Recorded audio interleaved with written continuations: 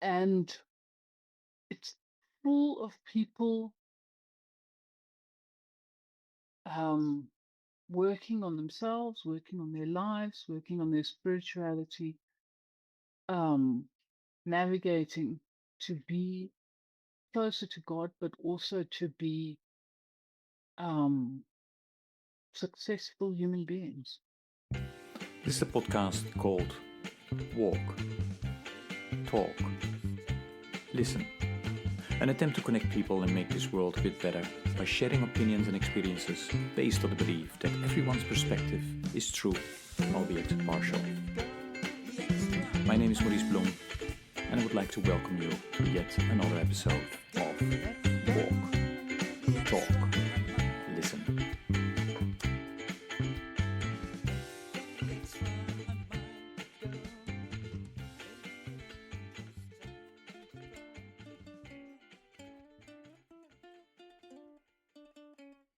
Okay, good day, everybody. This is another episode of the podcast Walk, Talk, Listen. And as always, I'm delighted with today's guest who will introduce herself. Toni, please go ahead. Hi, everybody. So I'm Reverend Toni Kruger-Ayebazibwe. Um, I'm the Executive Director of the Global Interfaith Network for people of all sexes, sexual orientations, gender identities and expressions, and I'm coming to you from Johannesburg, South Africa. Yeah, great. And you always lived in Johannesburg, Toni, and were you born there? Can you tell a bit about that? Sure. I wasn't born in Johannesburg, but I was born in South Africa. I was Mm-hmm. born in Pretoria. Okay. Um, and I've lived in Joburg for about the last 20 years. Um, I moved to be with a partner, actually. Mm-hmm. Um, yeah, so I've been in Johannesburg for a long time and I really love it. Okay. Johannesburg is very vibrant and very diverse. Yeah.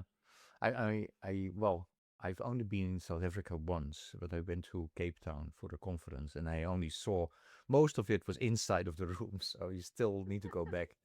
And I would like to go to Johannesburg as well. Can you tell a bit about Pretoria then? Did you grow up there, Sure. or yeah, any Yeah, I mean, siblings? How was that? yeah. I mean, I grew up partly in Pretoria and partly in Cape Town. Mhm. Um, I was the eldest daughter of two people, one of whom was Afrikaans and one of whom was English. And so when they married each other, they kind of upset their families mutually because this was in the 1960s and Yeah, there was still a lot of negative feeling between Afrikaners and English speaking South Africans, partly as a result of the Boer War and the activities of the British around that. So their parents were mutually very upset with them for having married this weird person from somewhere else. Um, and uh, my parents both, by the time I was born, were atheists, which my grandfather on my father's side was a pastor in the, what's it called? The Apostolic Faith Ministries. Um, and my father went off to university in the 60s and decided that this was all rubbish. Um, but also that the racism that was built into the way that white Afrikaners and probably white English people lived was also rubbish. So then he met and married my mother, and they both were atheists. So we were brought up entirely outside of church.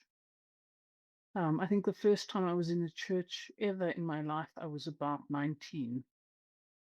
Um, and growing up in South Africa in the sort of 60s, 70s, 80s, under apartheid, um, under a white Christian nationalist government, um, being atheists made us very much outsiders. And being um, kind of deliberately opposed to the the dominant political narrative, the dominant white racist political narrative, also made us very much outsiders. My parents weren't politically active, which I think is, at least not much, which I think is mostly because they had quite serious interpersonal challenges and kind of personal internal challenges. And therefore didn't have much energy to spend on anything outside of themselves or the relationship or their children. But they were, as far as it was possible in those days anyway, deliberately non-racist. So that was the context in which we grew up. I have a sister and two brothers, all younger than me. And I think, I mean, I'm speaking for myself, but probably for my siblings as well. We, all of us, felt like outsiders. We weren't English enough to be English or Afrikaans enough to be Afrikaans. And then, you know, the non-religious thing and the non-racist thing. Yeah, we spent a lot of time feeling like outsiders, and really it's been a useful thing for me, actually.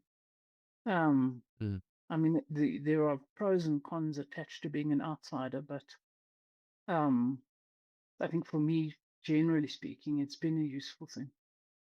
Can you In explain a terms little of, bit more about that? Yeah. so I mean, I think in terms of the outsider position allows one to look at kind of dominant political currents or political trends or narratives in public discourse and think about whether they are true or accurate or valuable in a way that I think you can't if you're kind of caught up in them. And when I was about 19, I realized I was lesbian. And I think that sense of outsiderness helped with that as well. Because it was clear to me that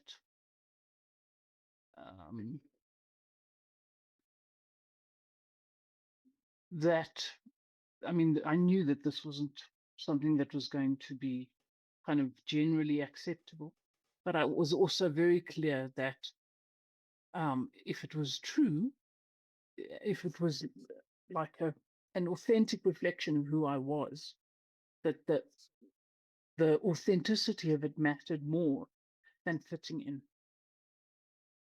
So I never had to wonder about whether conforming would have been a good idea. Because, I mean, I just didn't do that. Yeah.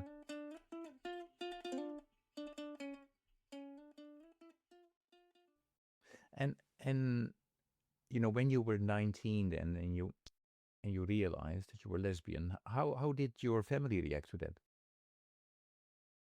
So I think I told my father first because he and I had quite a good relationship.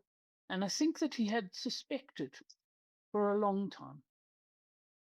I remember, and I don't know in what context this was, but when I was about 17, my sister and I having a conversation with my father about why he didn't judge gay people. And what he said to us, and this was before I knew that I was queer. What he said to us was, well, one of you might turn out to be. So, yeah. So I think that he'd suspected. And so when I came out, he was fine with that. He wasn't keen on the person that I had met, that I was starting a relationship with. He didn't like her. But he was fine with the fact that I was lesbian. And then I asked him to tell my mother. And my mother was less kind of comfortable with it, at least initially. I think that she felt,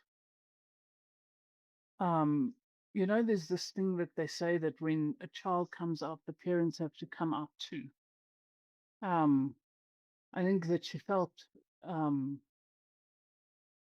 a bit, I don't know what the word is, like she would have to come out, and in having to come out, she was afraid of being exposed. And a bit, and I mean, she'd become at that point fairly recently a Christian person. She'd had a conversion experience and become a Christian person. And so she was also a bit, she was worried about that. Hmm. But as time passed, she, I mean, I think she did a lot of internal work and a lot of reading up and stuff. And eventually she became a really strong ally. You know, an amazing ally. But initially she was a bit like Hmm. doubtful about this. Yeah. Yeah. But my parents had recently divorced at that point. Okay. And I was really upset. And so I was like, well, you know, you've said all along that you're such liberal people, now be liberal people. Hmm. And what about your siblings? Um, I mean, my youngest brother at that point was 13. Um, and I mean, I don't know, my sister was fine. My brothers um, were a bit more distant from me. Um, and we kind of never really talked about it. And I mean, that's also because I was 19 and they were 13 and 15, Hmm. and you know what is there to say? And we weren't living together at that point because, as I say, my parents had got divorced, so my brothers were living with my mother. Okay, So we gotcha. kind of didn't talk about it. Hmm. But they're fine now, you know. Yeah.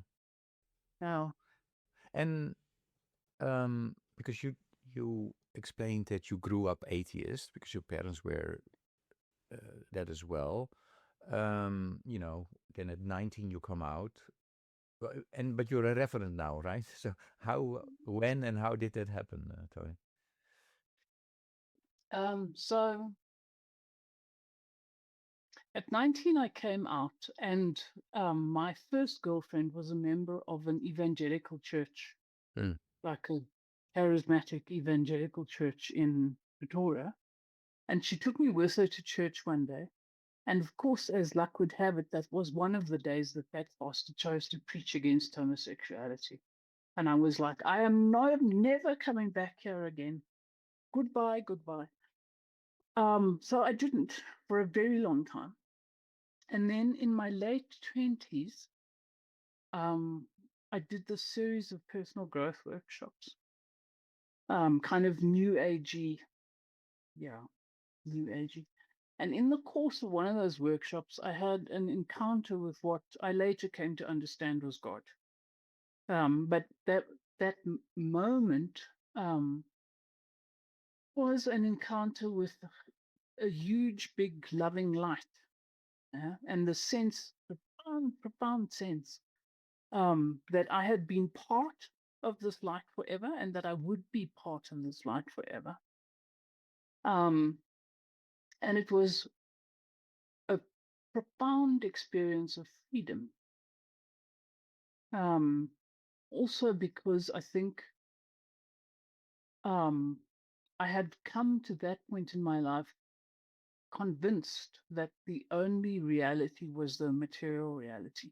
So the only thing that existed for me up to that point, with, you know, tables and chairs and people and trees and, you know, but there was nothing beyond that. And so suddenly realizing that there was this whole reality that existed beyond the purely material, my world just went like, ah, and expanded.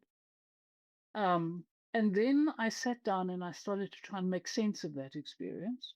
Um, and I read things like William James' Varieties of Consciousness, I think it's called, and quite a lot of New Age stuff, and various bits and pieces of Buddhism. And eventually I concluded that what I'd encountered was God. Varieties of religious experience. That's that book. And then, so then I spent some time in Buddhism, but then I began to feel the need for a community. And I had grown up really largely outside of community. And so it's become, as I've grown older, one of the things that really is important to me. And in South Africa, around 80% of the population is Christian.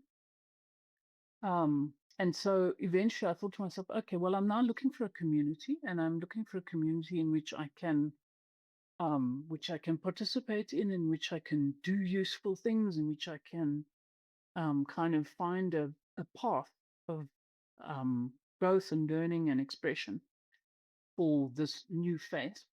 And so I decided quite consciously that I was going to join a Christian community.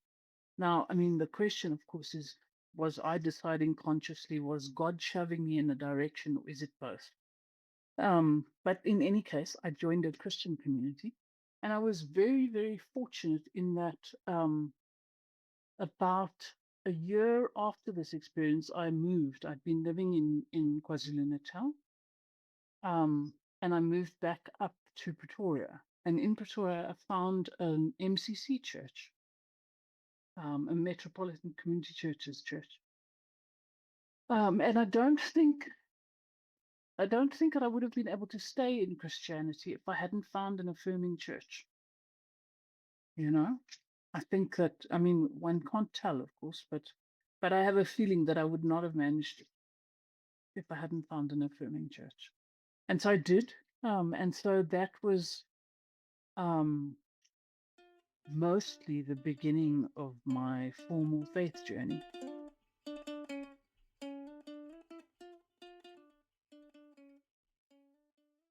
Just a quick question around that, because you told me that your mom already had shifted, or was in the, Yeah.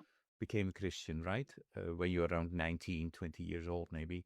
What about your dad? And how did they react then ultimately when you moved into the church? So my dad actually died Oh, so sorry. Yeah. before, when I was about 26. Okay.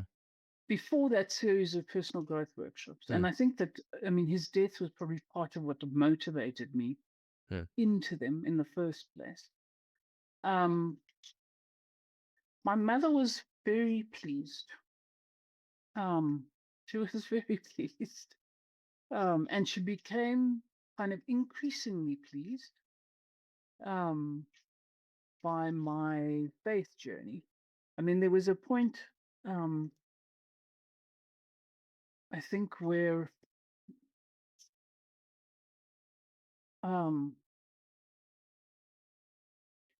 I had been pursuing the journey for some time, and I'm very, I have a tendency to abstraction. So I'm like, my honors degree was in philosophy, if that tells you, and so I'd been pursuing a journey for a while, and I'd kind of come to a place, where I don't know if you know what I mean by apophatic versus cataphatic.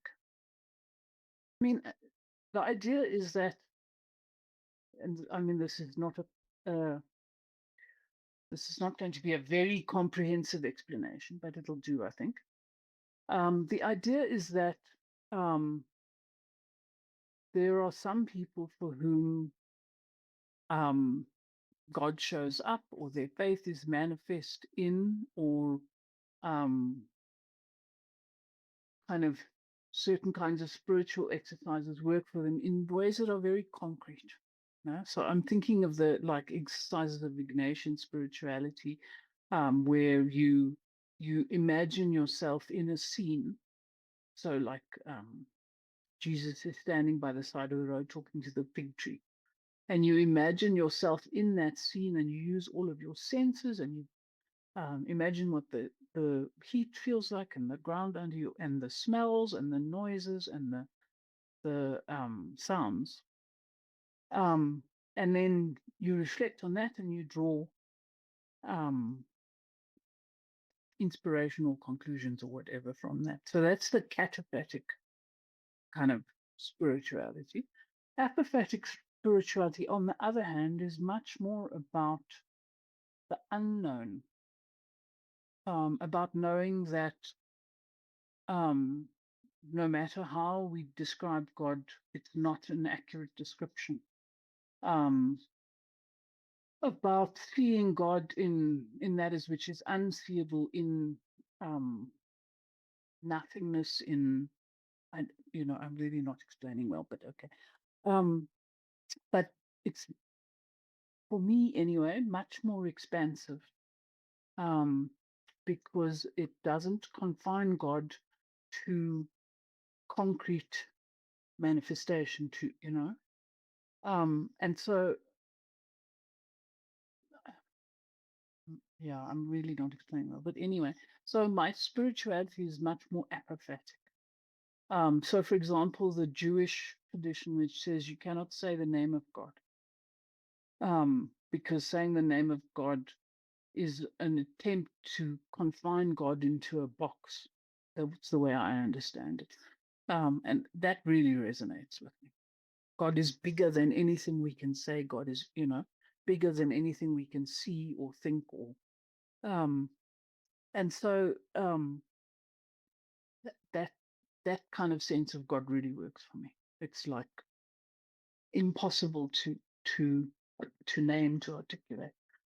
And so I'd gone along on this journey, and I was having this kind of conversation with my mother, and we were arguing about something, but gently, and I was saying to her, but you have to think about the spirit of the thing.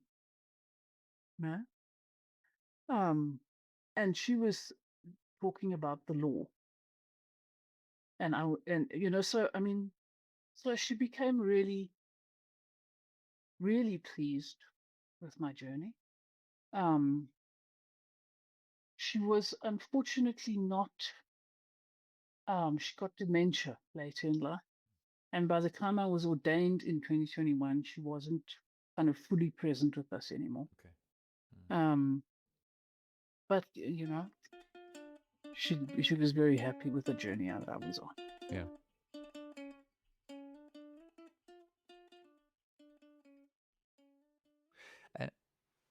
Yeah, I'm so sorry for your mom. And my Yeah. own mom also had dementia, so I know how terrible that is. So, losing slowly your loved ones. Mhm. But I would like to understand, and I understand that you met God maybe, or you met something and you go to church, but then becoming a reverend, that's another that's a whole different ball game from my perspective. So take us through that. How did that happen? I mean, I understand, So you want community, so you're leaning towards that, but then you go next level. yeah, Right? yeah, no. So I mean, I think so. In that first church that I joined, which is an MCC church, after a shortish while, a couple of years, the pastor and I began dating. And we were together for about 6 years. We couldn't get married at that point in South Africa, but I'm not sure that I would have wanted to anyway. But we were together for about 6 years, and so I was the pastor's wife, and very inverted commas, the pastor's wife. And I hated it with a passion. I really hated it. And part of the reason I hated it, I think, was because there were such strong norms around how pastors' wives are supposed to be. Some of them very gendered, and some of them very kind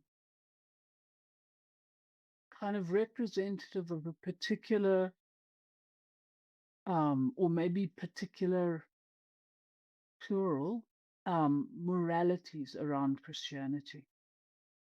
And I found them very limiting and very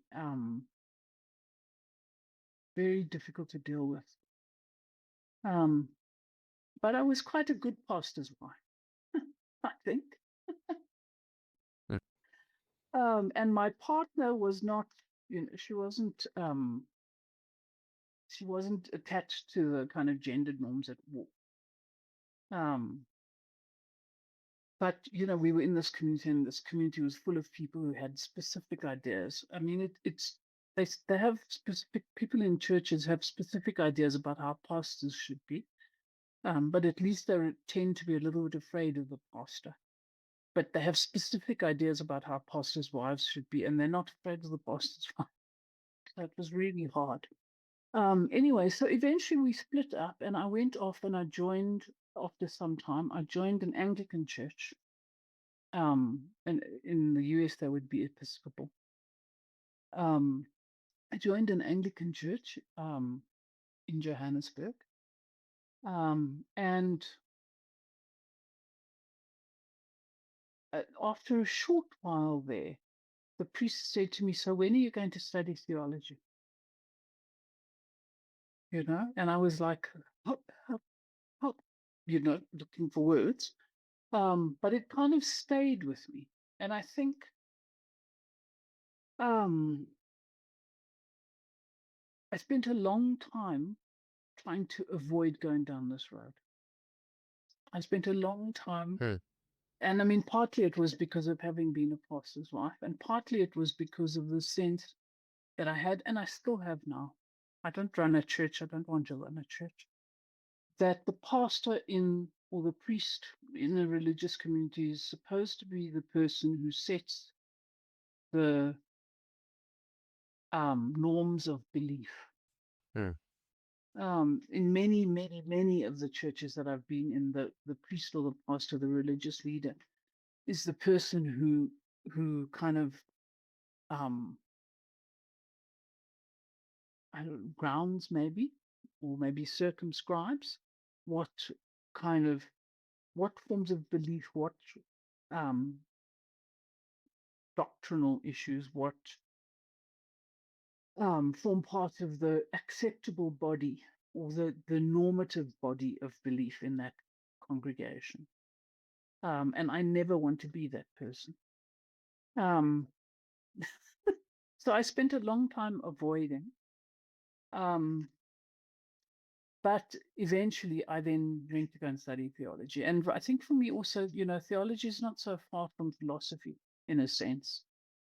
And it's the kind of, like, that process of thinking about why people think the way they think is very natural for me.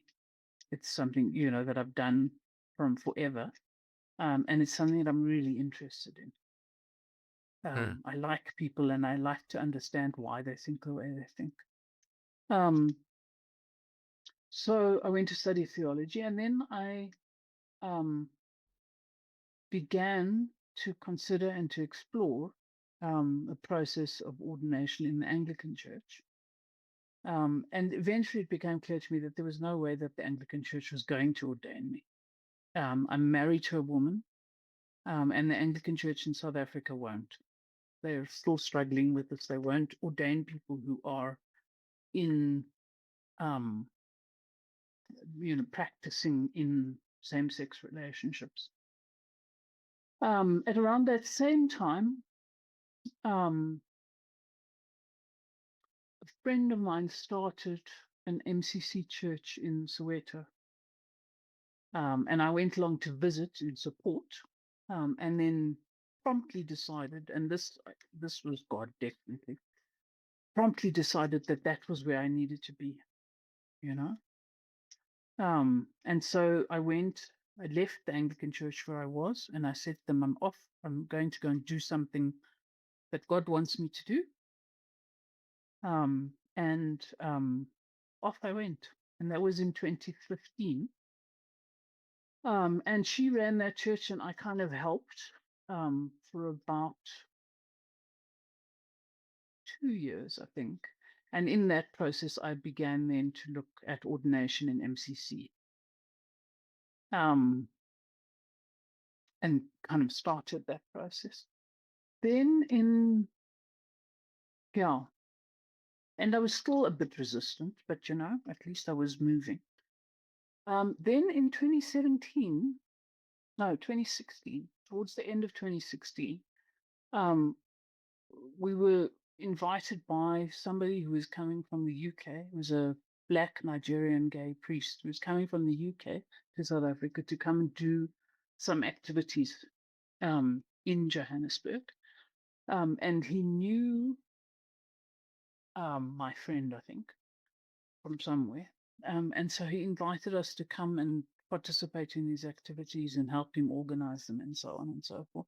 And so we went. And somewhere along the line in that process, he said to us, "Oh, you should join GIN.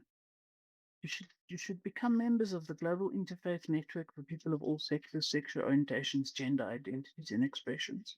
And I'd never heard of it, but I thought, okay, And then he said, "Oh, you should apply for a scholarship. We're having a conference in Thailand in November."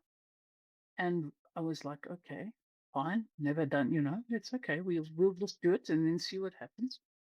And then my friend and I both got scholarships. So off we went to Bangkok.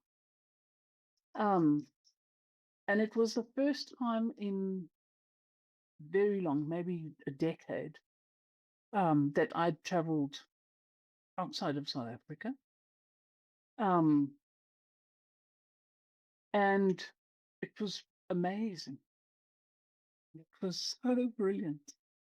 It was like coming home, because suddenly this was a place where all of the things that I cared about were present in the conversation.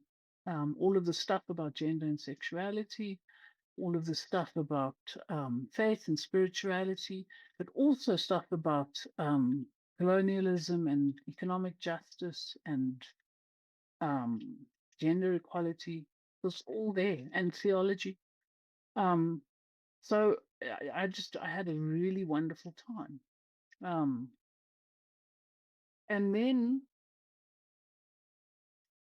in January of the following year, I got an email from somebody at GIN saying, "Oh, we're looking to hire a consultant. Won't you please send us your CV?" And I was like, "Well, I don't know what this is about, but it's okay. I'll send you my CV." I sent my CV.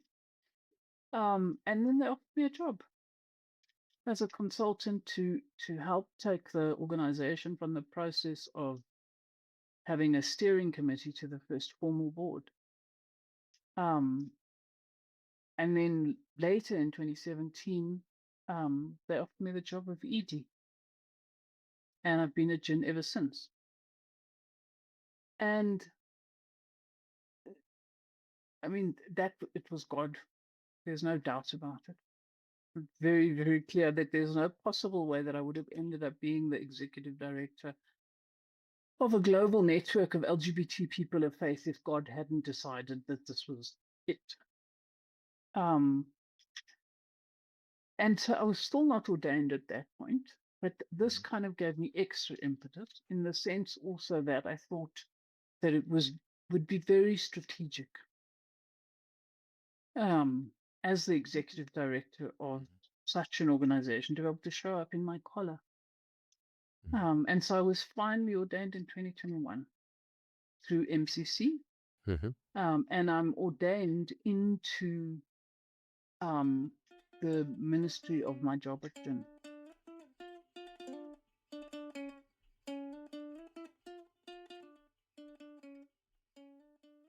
Wow. And I mean, just for some of the listeners that heard in previous podcast when we spoke about MCC, that was the Mennonite, but this is the Metropolitan Community Church. So to make that clear, And now you're the executive director of GIN. And so, all those experiences and what it seems that that all came ultimately natural, right? There was some force, and then you got into where you are now. Um, how have you experienced the relationship then between faith and SOGIE in your work over time?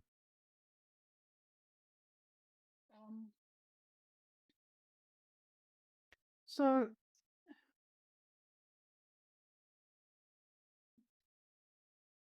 I'm going to talk about what GIN does. I think that's probably the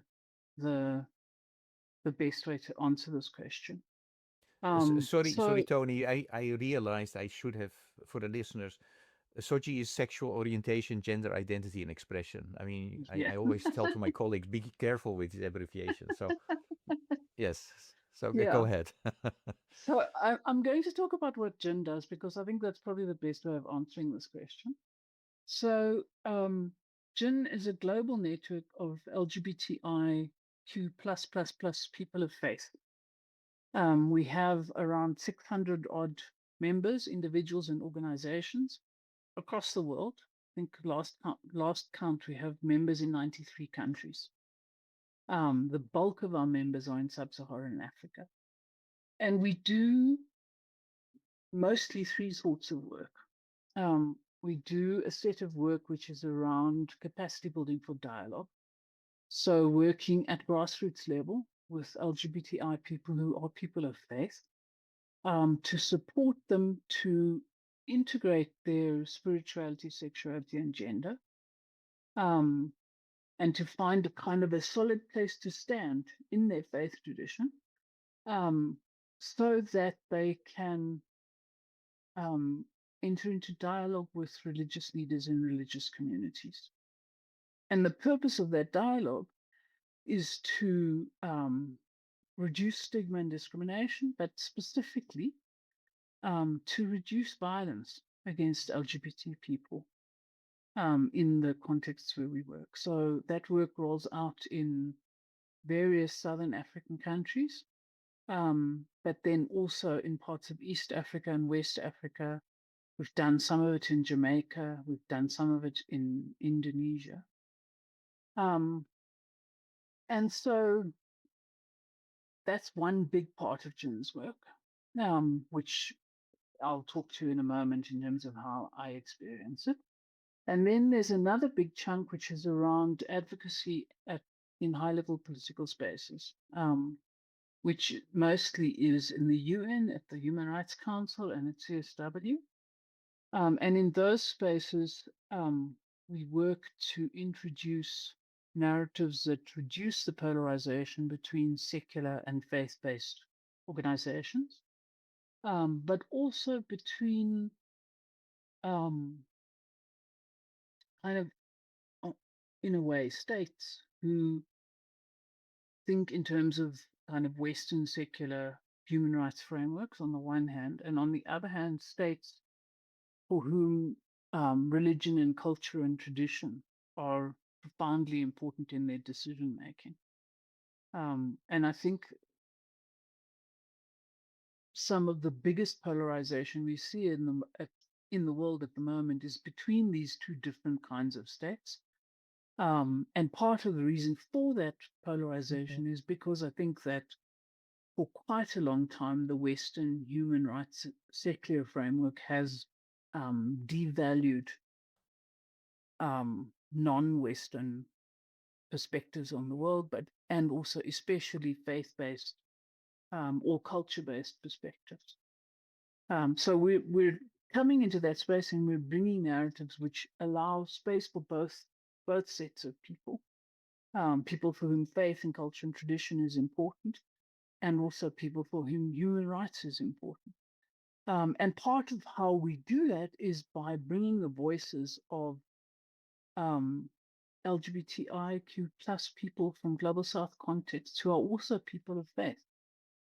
There's an example that I always use.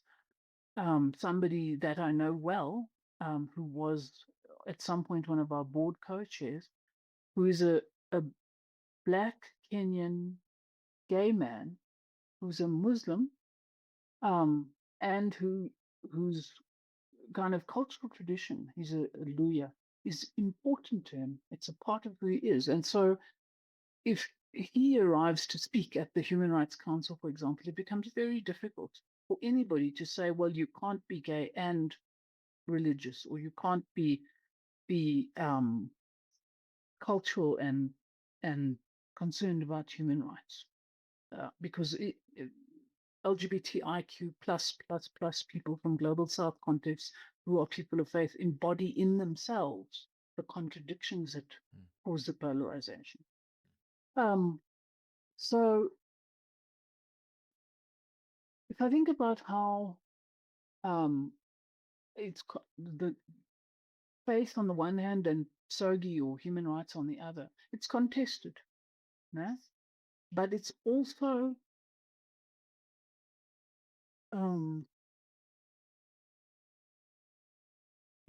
we cannot split people down the middle, no? And we need to find ways of honoring all of the things that a person can be, and of valuing valuing the diversity, and then diversity in terms of gender and sexuality, but also diversity in terms of culture and tradition and religion, and languages and food and geographies and, and individual people, but also groups of people do amazing work to navigate the challenges that they have because they are LGBTI people in contexts where that's not the norm. Yeah. So for me, it's like, yeah, it's a very vibrant, it's a very vibrant space,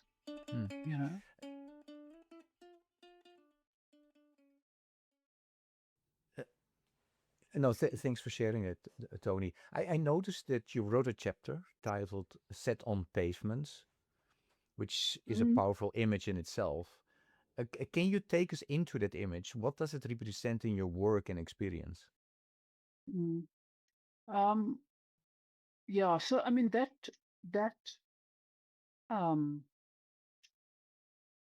title comes out of my experience as a kind of late teenage, early 20s white young woman in South Africa. Now in South Africa at the time, especially in the white suburbs, people would have staff, employees who worked for them as domestic helpers or domestic workers, who lived in back rooms on the property. So there'd be, the house, and then behind that there would be this tiny little back room, with a bed and a kind of a bathroom of sorts. And that, you either in the house working or you were in your back room. Yeah. And a lot of employers at the time were very uncomfortable with their employees having visitors. Yeah. So you were supposed, I know that this happens even today, in places like Hong Kong or Singapore, where there are Filipinos who work as domestic workers. So anyway, you might have Sunday afternoon off as a person working, but you weren't supposed to have visitors. And so domestic workers would go out for the afternoon and they'd find somewhere to sit in the neighborhood. Yeah? And so you'd see these groups of people sitting on pavements or sitting in parks.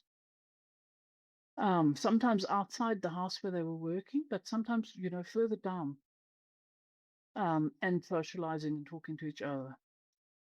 And it was obviously that was a product of a kind of oppression, yeah? And economic dispossession and racism. And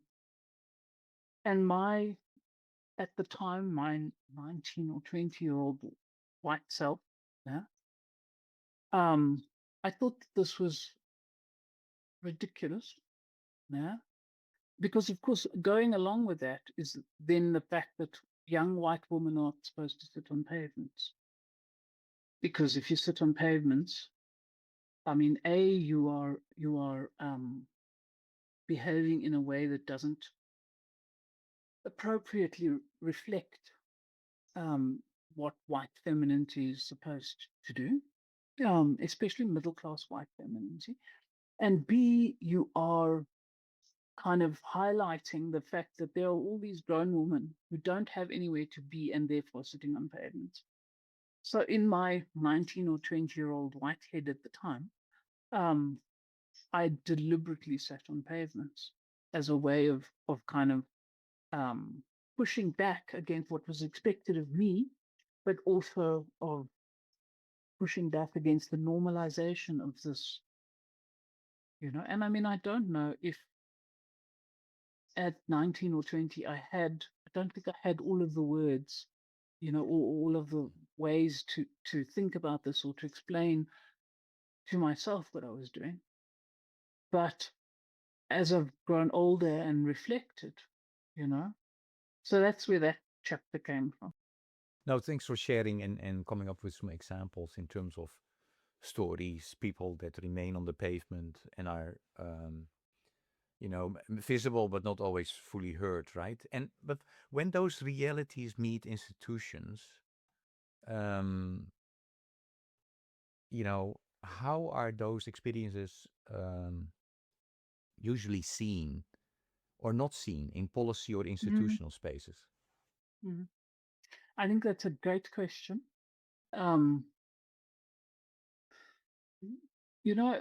Institutions are a problem because institutions function I mean, this sounds ridiculous, but they function institutionally. People create institutions, I think, in order to get certain things done. And then over the life of the institution becomes almost an idol, a thing that is valuable in itself. And so then people defend the institution rather than defending the people that the institution was set to serve.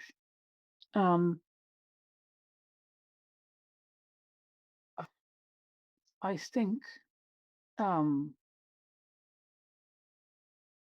what is required on an ongoing, and I mean, it's the people who sit on pavements, for lack of a better word, there are always more of us sitting on pavements than sitting in pews.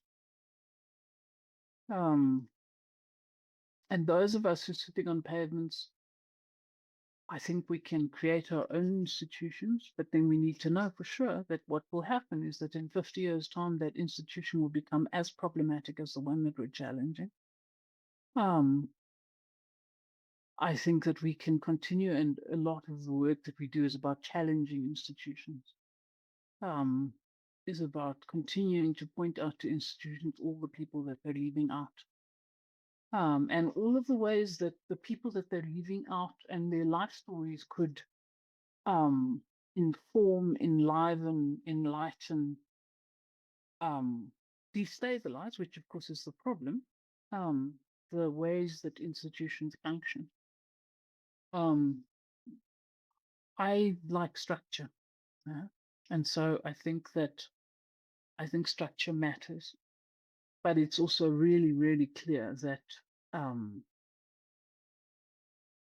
that structure is insufficient, and that we have to be willing to continue to operate both, to challenge institutions, sometimes from inside and sometimes from outside, and that we have to be willing to say, well, actually, no, I'm going off to go and make something new.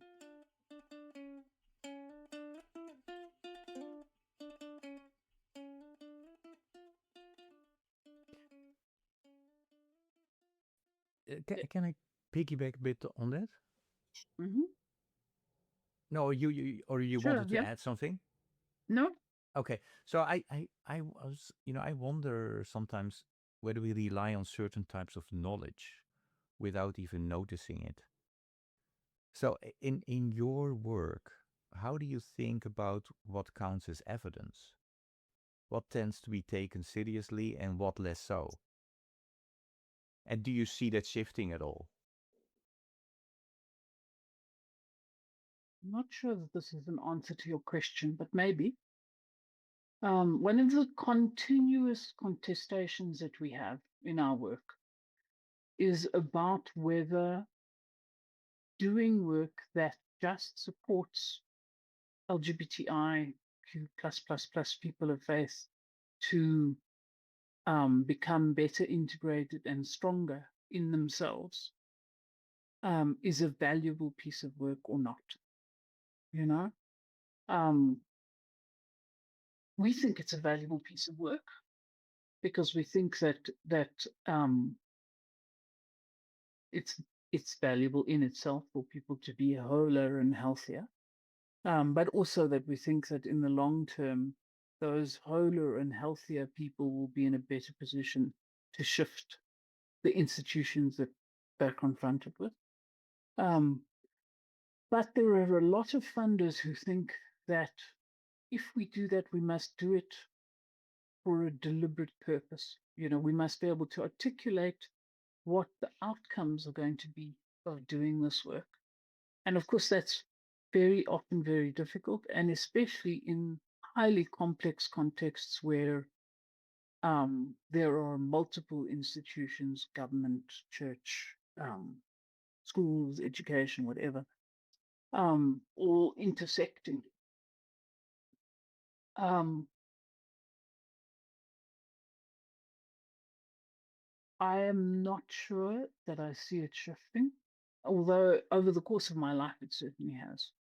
I mean, you know, if I think 25 years ago, 20 years ago, the only kind of research that was really valued was quantitative. And now increasing numbers of people, I think, are seeing that qualitative research is valuable and that it's important to really have a conversation with people about what they think is important in order to really try and understand what social change is happening or what social change should happen. Yeah, I'm really not sure if I'm answering your question. No, I think you are. And so yeah, no, and it's good to hear that perspective. So let me go further on that. Yeah. When you look at the world right now, both in your work and more broadly, what concerns are on your mind? The world is a mess, no? It's vast. I mean, in many, many respects, I think the world is a mess.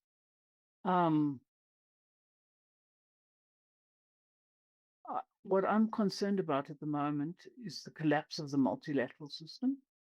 I'm worried about that. I'm concerned about the fact that certain states, because maybe of the collapse of the multilateral system, although I think it's debatable, think that it's okay to go running around the world and bombing people, you know, or trying to do regime change by one of a couple of methods. I think that that's really problematic. And I mean, to be frank, and I'm trying to be very kind of not direct. I think that some of the main culprits have been doing this in one form or another for a very long time, and it's only now that it is so visibly obvious. And so there's a part of me that is really, really upset about the fact that some powers have been getting away with things for so long. And also,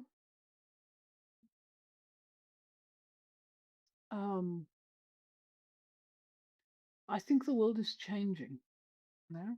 And I don't know how that change is going to kind of pan out.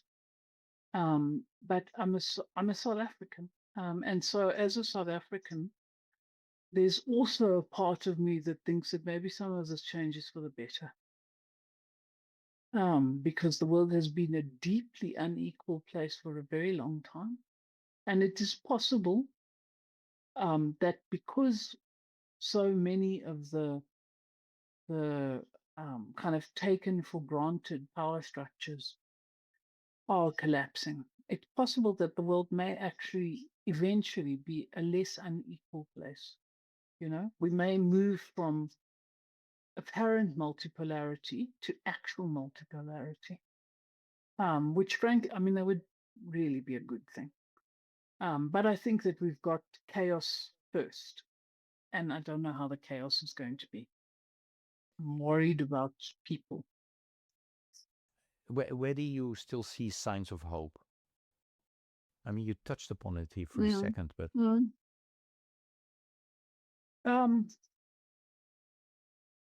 I do. I see signs of hope in the change that's coming, in the dismantling of certain power structures. I also, you know, Africa has a very young population, yeah? And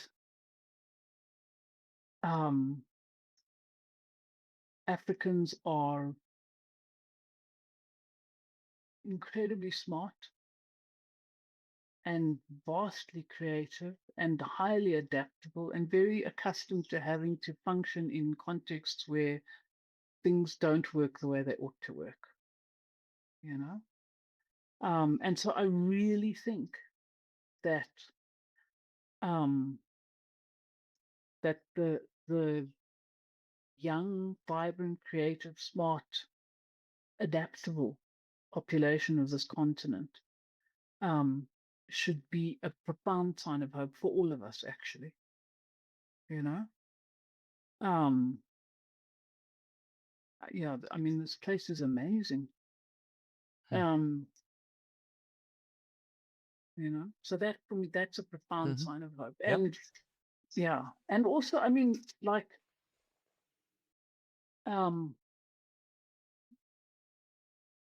if I think of the way that in many respects Africa has been perceived over the last 40 years, yeah, this I don't know, the energy of African young people is also really a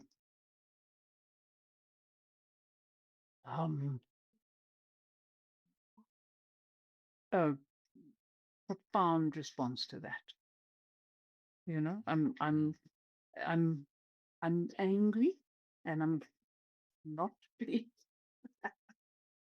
I'm not swearing, but I could be swearing. But yeah, I think I'm optimistic about that. I think that we're going to a good place. Great.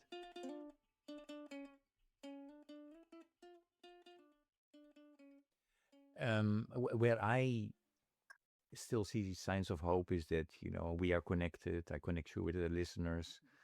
And I'm going to connect you with the previous guest. And the previous guest has a question for you. And the question is, what are your own views about immigration? I don't think we should have borders.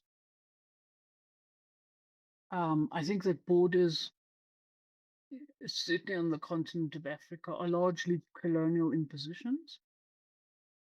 I don't think that they accurately reflect the way that people actually occupy space. I would much rather that we had, for example, one continental African free movement system. My wife is Ugandan, and she's been here in South Africa now for about 20 years, 19, 20 years. And she came here for a variety of reasons, but she stayed because Uganda is not a friendly place for lesbian women. So I have a profound personal investment in people being able to travel across borders. And, my life is so much richer. My personal life is so much richer because I'm married to somebody who came from somewhere else and who comes from a different cultural, language, racial group. So I think people should be able to travel. Mm-hmm. Great. Okay, your question for the next guest.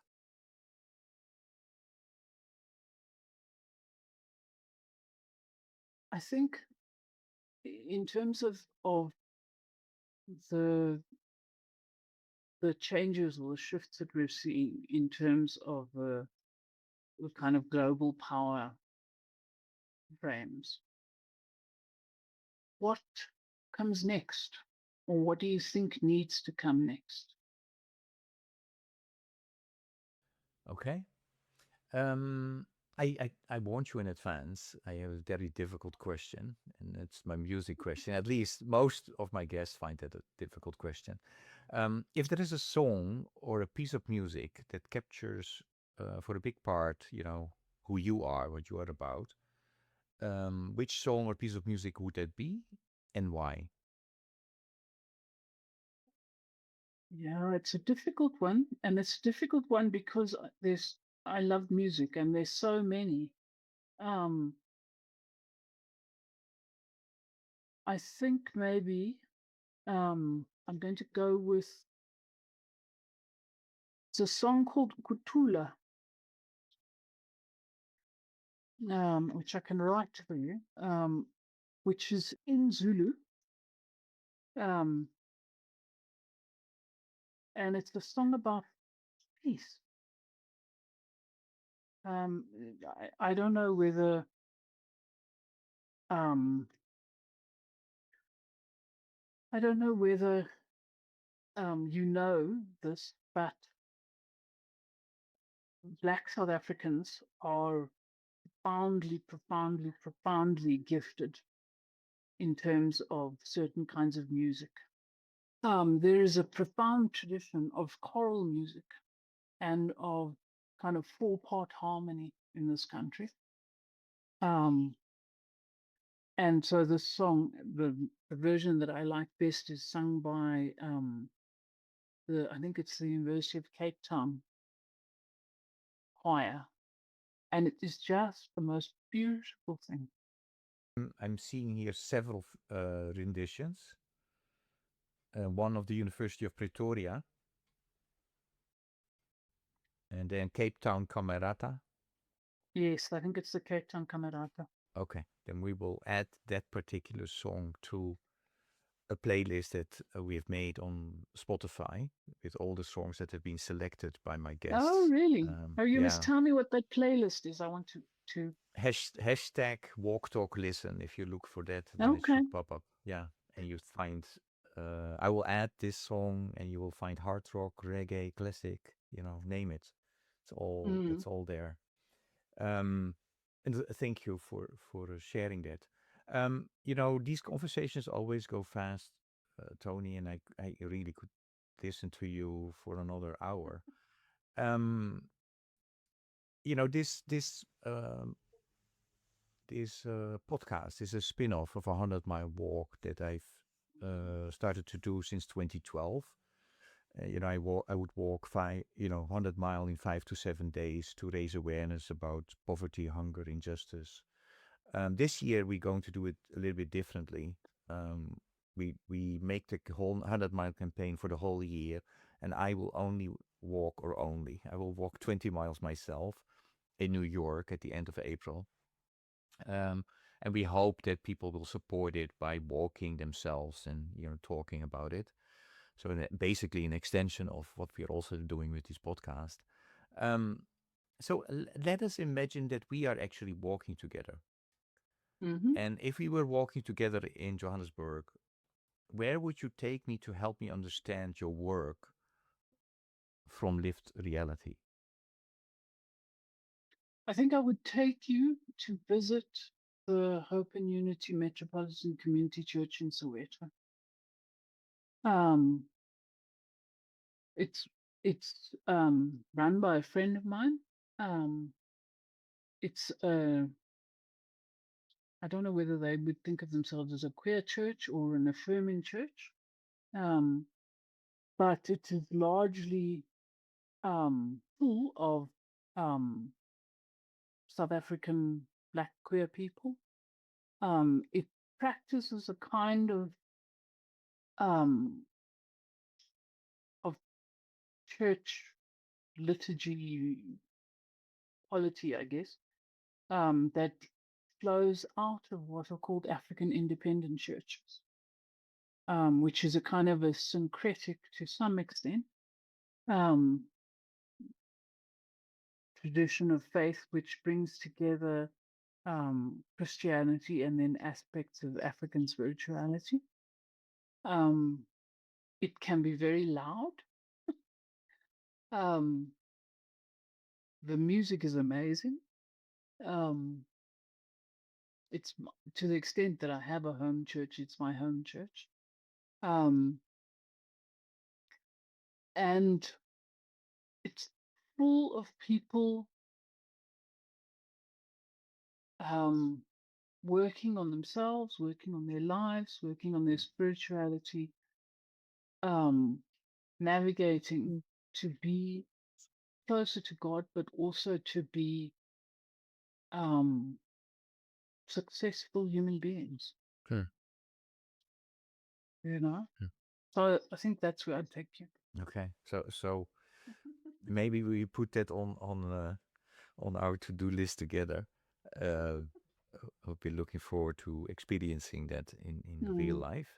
As I said, conversations always go fast. Is there any question though that I should have asked you today that I did not ask you yet?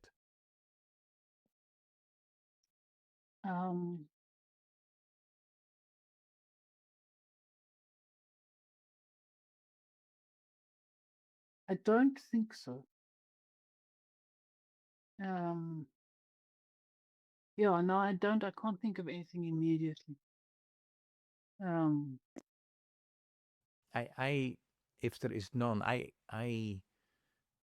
we touched upon this a bit, but I would like to ask you, in changing dynamics around gender and in the whole spectrum, there seems to be different movements happening at the same time. Progress in some spaces, pushback in others. What patterns are you noticing? And what do you think is shaping those different directions?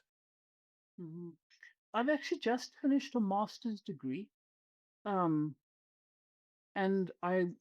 my thesis was about the dynamics underlying backlash against SOGIE rights on the African continent. So I've spent quite a lot of time thinking about, movements pushing forward and movements pushing back. I think that there are people who are really trying to hold on to certain kinds of power. I think that there are people who are trying to hold on to the power of white supremacy. I think that there are people who are trying to hold on to the power of patriarchy. And I think that many of those people are exporting these kinds of narratives to other parts of the world, including to Africa. And I think that they're finding fertile ground there because life is not simple. Life is complicated and difficult. And there are a lot of people who are struggling economically. But also, there's a lot of change in African societies generally, I think. And that makes uncertainty. And the uncertainty makes presentations of certainty seem quite attractive.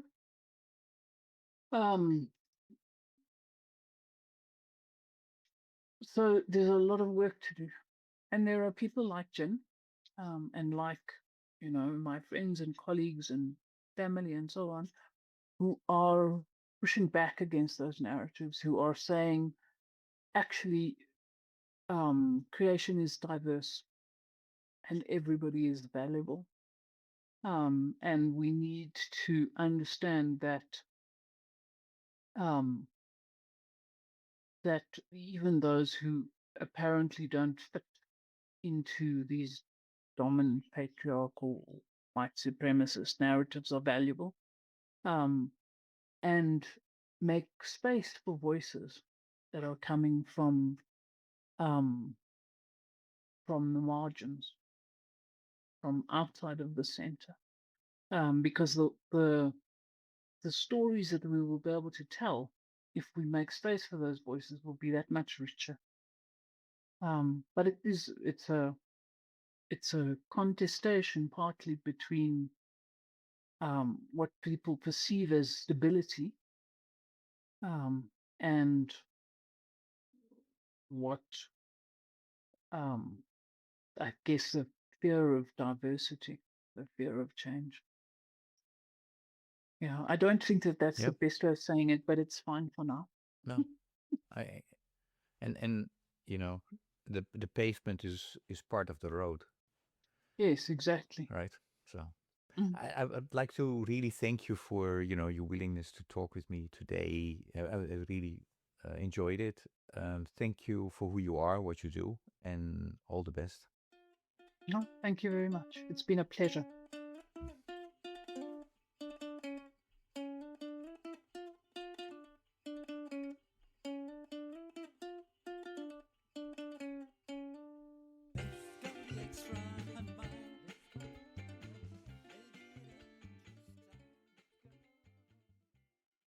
Thank you for listening to Walk, Talk, Listen.